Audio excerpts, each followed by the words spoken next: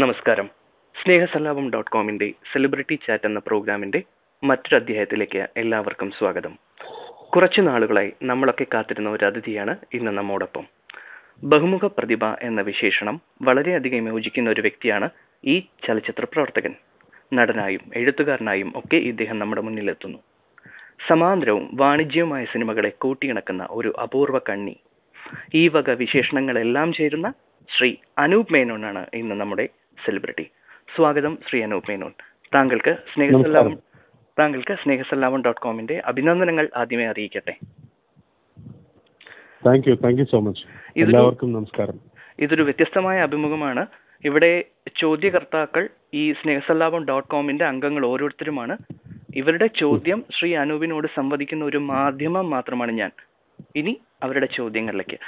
ആദ്യത്തെ എല്ലാവരും ഒരു 5-6 ചോദ്യങ്ങൾ വീതം ചോദിച്ചിട്ടുണ്ട്. അത് ഞാനൊന്ന് ലഘുവായി പറയാം. അതിനുശേഷം അനൂപ് ആൻസർ ചെയ്യുന്നതായിരിക്കും നല്ലതെന്ന് തോന്നുന്നു. ആദ്യത്തെ ചോദ്യം ചോദിച്ചിരിക്കുന്ന ശ്രീ അനീഷാണ്. അദ്ദേഹത്തിന്റെ ഫോറം നെയിം വന്നിട്ട് ആടുതോമ എന്നാണ്. ഒരു കടുത്ത ലാൽ ഫാനാണ് അദ്ദേഹം. ഇദ്ദേഹത്തിന്റെ ആദ്യത്തെ ചോദ്യം, heard about your project with Lalettan, Mahindra ജാലം, ഈസ് ദാറ്റ് ന്യൂസ് ട്രൂ? ഇത് ആദ്യത്തെ ചോദ്യം. രണ്ടാമത്തെ ചോദ്യം, if yes, what is the theme? Third question, can you say something about your next script? പിന്നെ what are your future projects? Who is your favorite actor? Tell us about your dream project. ഇത് ഇത്രയാണ് ഇദ്ദേഹം ചോദിച്ചിട്ടുള്ള ചോദ്യം. ഇദ്ദേഹം ഇതിൽ കൂട്ടിച്ചേർത്തിരിക്കുന്നതെന്ന് വെച്ചാൽ, hello Anoop bhai, watch Thirakkatha, your acting is superb. Also Pakal Nakshatrangal, your script was great. Expecting more good scripts and movies from you. ഇതാണ് അനീഷ് അഥവാ ആടുതോമയ്ക്ക് ചോദിക്കാനുള്ള ചോദ്യങ്ങൾ. അനീഷിനോട് എനിക്ക് പറയാനുള്ളത്, ആദ്യത്തെ ചോദ്യത്തിന് മഹേന്ദ്രജാലം എന്ന പ്രോജക്റ്റിനെ കുറിച്ചാണ്. മഹേന്ദ്രജാലം ആസ് സച്ച് ഇപ്പൊ ഷെൽഡ് ആണ് ആ പ്രോജക്റ്റ്.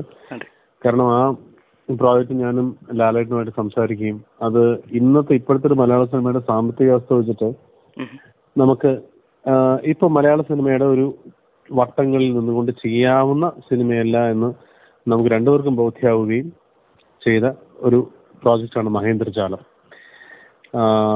പിന്നെയുള്ളത് എൻ്റെ അടുത്ത സ്ക്രിപ്റ്റിനെ കുറിച്ചാണ്. ഞാൻ അടുത്തെഴുതുന്ന സ്ക്രിപ്റ്റിന്റെ പേരാണ് ഉദ്ദേശിക്കുന്നതെങ്കിൽ ഞാനിപ്പോൾ ഒരു ടെൻറ്റേറ്റീവ്ലി ഇട്ടിരിക്കുന്ന വേറെ ഒരുപാട് 3-4 പ്രോജക്ട്സ് എഴുതുന്നുണ്ട്. ഞാൻ കിങ്ഫിഷർ എന്നൊരു സിനിമ എഴുതുന്നുണ്ട്, ആലാരെ ഗോവിന്ദ എന്ന് പറഞ്ഞൊരു പടം എഴുതുന്നുണ്ട്, ഹസ്ബൻഡ് ആൻഡ് വൈഫ് എന്നൊരു പടം എഴുതുന്നുണ്ട്. അതല്ലാണ്ട് ഞാൻ വളരെ പേഴ്സണലായിട്ട് പകൽ നക്ഷത്രങ്ങൾ ഇഷ്ടപ്പെട്ട ഒരു വ്യക്തി എന്ന നിലയിൽ ഞാൻ പറയുന്നത്, ഞാൻ ഏറ്റവും അധികം ബാക്കിയെല്ലാം ഒരു വാണിജ്യ സിനിമയുടെ ഒതുക്കങ്ങളിൽ നിന്നുകൊണ്ട് ചെയ്യുന്ന സിനിമയും, എന്നാൽ എനിക്ക് ഏറെ ഇഷ്ടപ്പെട്ട് ഞാൻ ചെയ്യുന്ന ഇപ്പോഴത്തെ പുതിയ സിനിമ എന്ന് പറയുന്നത് മദ്യം, മാംസം, പ്രണയം എക്സെട്ര എന്ന് ടൈറ്റിൽ ഇട്ടിരിക്കുന്ന സിനിമയാണ്. അതിലും ഞാൻ മോഹൻലാലിനെയാണ് നായകനായിട്ട് ഉദ്ദേശിക്കുന്നത്. ശ്രീ അനൂപ്, ഇത് ഞങ്ങൾക്ക് വലിയൊരു നേട്ടമാണ്. ഇത് മറ്റൊരിടത്തും വന്നിട്ടില്ല ഇത്തരം ഒരു ചിത്രത്തിനെ കുറിച്ചുള്ള അറിവ് എന്ന് ഞാൻ കരുതുന്നു. അങ്ങനെയാണെങ്കിൽ ഇത് ഞങ്ങൾക്ക് തന്ന ഈ എക്സ്ക്ലൂസീവ് ന്യൂസിന് വളരെയധികം നന്ദി. നിങ്ങളുടെ ഈ ഒരു മാധ്യമത്തിലൂടെയാണ് ഞാൻ ആദ്യമായി ലോകത്തോട് പറയുന്നത് എന്നുള്ളതിൽ എനിക്കും സന്തോഷം, വളരെയധികം സന്തോഷം. ഇന്റർനെറ്റ് ലോകത്ത് തന്നെ ഇനി വളരെയധികം ഈ ഒരു വിഷയം ചർച്ച ചെയ്യപ്പെടും. ഇതിനുവേണ്ടി ഒരുപാട് തർക്കങ്ങളും ചർച്ചകളും ഒക്കെ നടക്കുമെന്ന് ഞങ്ങൾ പ്രതീക്ഷിക്കുന്നു.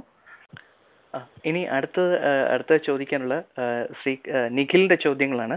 നിഖിലിന്റെ ഫോറം നെയിം നീലകണ്ഠൻ എന്നാണ്. അദ്ദേഹം ചെന്നൈയിലെ സോഫ്റ്റ്വെയർ എഞ്ചിനീയർ ആയിട്ട് വർക്ക് ചെയ്യുന്നു. അപ്പോൾ നിഖിലിന്റെ ചോദ്യം ഇതാണ്: തിരക്കഥ കണ്ടപ്പോൾ തോന്നിയൊരു സംശയം. രഞ്ജിത്തിന്റെ പടങ്ങളിൽ ഒരു രഞ്ജിത്ത് ടച്ച് ഫീൽ ചെയ്യാത്ത പടമായിരുന്നു അത്. അതിന്റെ തിരക്കഥയിൽ ശ്രീ അനൂപ് മേനോൻ എന്തെങ്കിലും രീതിയിൽ കോൺട്രിബ്യൂട്ട് ചെയ്തിട്ടുണ്ടോ? തിരക്കഥ എന്ന സിനിമയുടെ തിരക്കഥയിൽ എനിക്ക് യാതൊരു പങ്കുമില്ല. ആ തിരക്കഥ രഞ്ജിയേട്ടൻ എന്നോട് പറഞ്ഞു തരികയും ഞാനത് എഴുതിയെടുക്കുകയും ചെയ്തു എന്നുള്ളത് മാത്രമാണ് എനിക്ക് അതിനകത്തുള്ളത്. ഇതെന്നോട് പലരും ചോദിക്കുകയും എനിക്ക് വളരെ കാറ്റഗോറിക്കലി ക്ലിയർ ആക്കേണ്ടതുമായിട്ടുള്ള ഒരു കാര്യമാണിത്.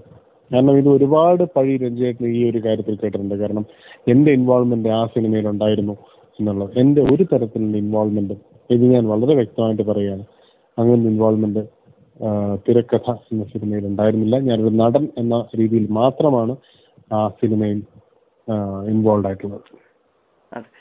ഇത് പക്ഷേ മാധ്യമങ്ങളിലൊന്നും ഇത്തരം ഒരു ചോദ്യം താങ്കളുടെ ഒരിക്കലും ചോദിച്ചിട്ടില്ല എന്ന് തോന്നുന്നു. എങ്കിലും ഇപ്പോൾ എൻ്റെ ഇന്റർനെറ്റ് അനുഭവം വെച്ച് പറയുകയാണ്, ഫോറം അനുഭവം വെച്ച് പറയുകയാണ്, ഇത് ഞങ്ങൾ ഒരുപാട് തർക്കിക്കുകയും സംസാരിക്കുകയും ചെയ്തിട്ടുള്ളൊരു വിഷയമാണ്.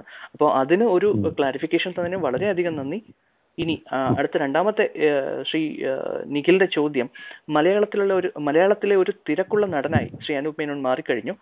പല തരത്തിലുള്ള റോളുകൾ അഭിനയിച്ചു. എല്ലാത്തിലും അനൂപ് മേനോൻ ചെയ്യുന്ന റോളുകൾ സീരിയസ് ആയിരിക്കും. കോമഡി റോളുകൾ ചെയ്യാൻ ഭയമോ? എല്ലാത്തിലും താങ്കൾ ചെയ്യുന്ന റോളുകൾ സീരിയസ് ഗൗരവമായിരിക്കും.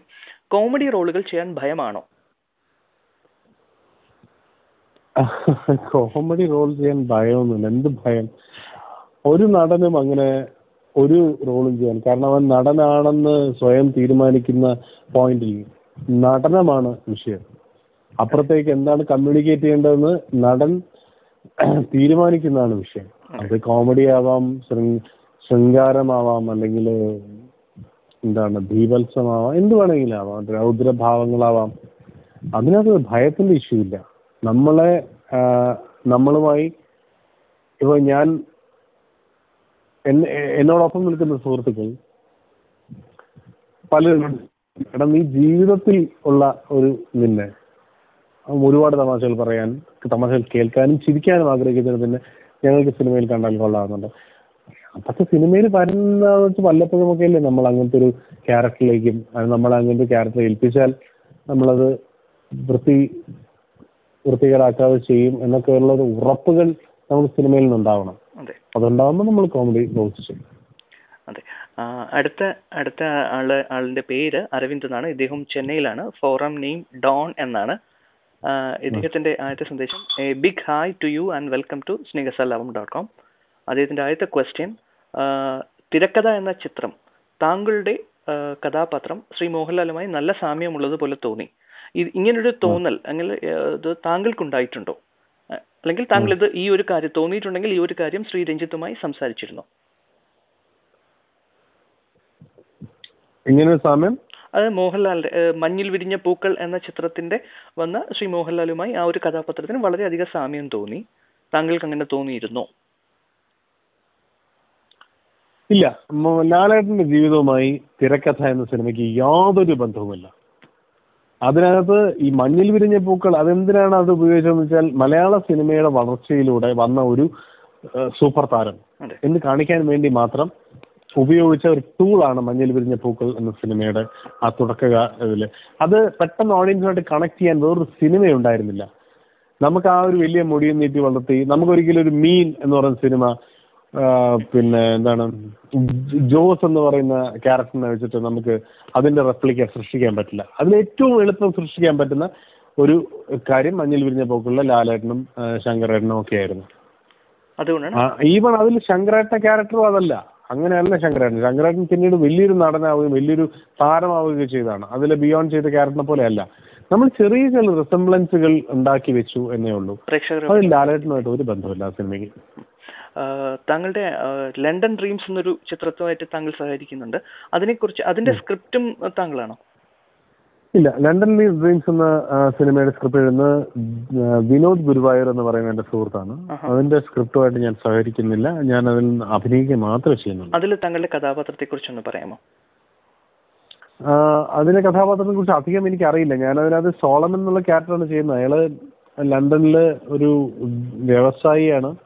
പക്ഷെ അദ്ദേഹത്തിന് കുറെ ഷെയ്ഡി ആയിട്ടുള്ള ഡീലിങ്സ് ഉണ്ട്. ആ ഡീലിങ്സിന്റെ ഇടയിൽ അവിടേക്ക് വന്നുവിടുന്ന രണ്ട് ക്യാരക്ടേഴ്സാണ് ഇതിലെ പ്രധാന കഥാപാത്രങ്ങളായ നെവിൻ പോളിയും മറ്റേ ലക്ഷ്യം ഞാനും എന്ന സിനിമയിലെ ചെയ്യുന്നത്. മേഘനാഥ്. അടുത്ത ചോദ്യം, അരവിന്ദിന്റെ അടുത്ത ചോദ്യം, കോക്ടെയിൽ ഒരു സൂപ്പർ ഹിറ്റ് ലെവലിൽ പോകാത്തത് മാർക്കറ്റിംഗിൽ വന്ന പിഴവാണ് എന്നാണ് എന്റെ വിലയിരുത്തൽ. താങ്കൾ അതിനോട് യോജിക്കുന്നുണ്ടോ? കോക്ടെയിൽ ആസ് സച്ച് ഒരു വലിയ ഹിറ്റ് തന്നെയാണ്. ഇന്നും ഇപ്പോൾ ഞാൻ സംസാരിക്കുന്ന ഈ കോക്ടെയിൽ ഇറങ്ങി 67ാമത്തെ ദിവസമാണ്. ഇന്നും എറണാകുളം പത്മയിൽ 4 ഷോയും, ട്രിവാൻഡ്രത്ത് 4 ഷോയും, തൃശ്ശൂർ 4 ഷോയും, ബാക്കി 32 കേന്ദ്രങ്ങളിൽ ഫുൾ ഷോസും നടക്കുന്ന ഒരു സിനിമയാണ്. ഇതിനപ്പുറം ഈ കോക്ടെയിൽ എന്താണ് പ്രതീക്ഷിക്കാനുള്ളത്? ബേസിക് നീഡ്സ് ആണ് നമുക്ക് വേണ്ടത്. നമുക്ക് അതിനപ്പുറം ഒന്നും വലിയ കാര്യങ്ങളൊന്നുമില്ല. അതുകൊണ്ടാണ് നമ്മൾ എത്ര സിനിമ ഉണ്ടാക്കുന്നത്. അതിനിടയിലും നമുക്ക് നല്ല സിനിമകൾ ഉണ്ടാവുന്നില്ലേ? നല്ല സിനിമകൾ ഇവിടെ ഉണ്ടാവുന്നുണ്ട്. പിന്നെ എന്താണ് പ്രാഞ്ചിയേട്ടൻ ദ സെയിൻ എന്നുള്ള സിനിമ ഉണ്ടായി, അടുത്ത് പാലേരി മാണിക്യം ഉണ്ടായി, ലാൽ ജോസിന്റെ സിനിമകൾ ഉണ്ടാവുന്നു, വിനീത് ശ്രീനിവാസൻ സിനിമകളുമായിട്ട് വരുന്നു. എത്ര പുതിയ ശ്യാമപ്രസാദിന്റെ സിനിമകൾ ഉണ്ടാവുന്നു. ഇതൊക്കെ ഇവിടെ ഉണ്ടാവുന്നുണ്ട്. നമ്മൾ ഈ കൊച്ചു 10 തിയേറ്ററിനകത്താണ് ഇതെല്ലാം കളിക്കുന്നത്. തമിഴിന് 180, 300, 500 തിയേറ്ററിനകത്ത് ഇത് കളിക്കുമ്പോൾ അവന് അത് വലിയൊരു ജനതയിലേക്ക് എത്തിക്കാൻ കഴിയുന്നു. അതേ ഉള്ളൂ വ്യത്യാസം. അല്ലാതെ മലയാള സിനിമ വളരെ മുടമ്പി പണ്ടാറടങ്ങി നിൽക്കുകയാണ്, തമിഴ് സിനിമ ഭയങ്കര ഹൈറ്റിലാണെന്ന് ഞാൻ വിശ്വസിക്കുന്നില്ല.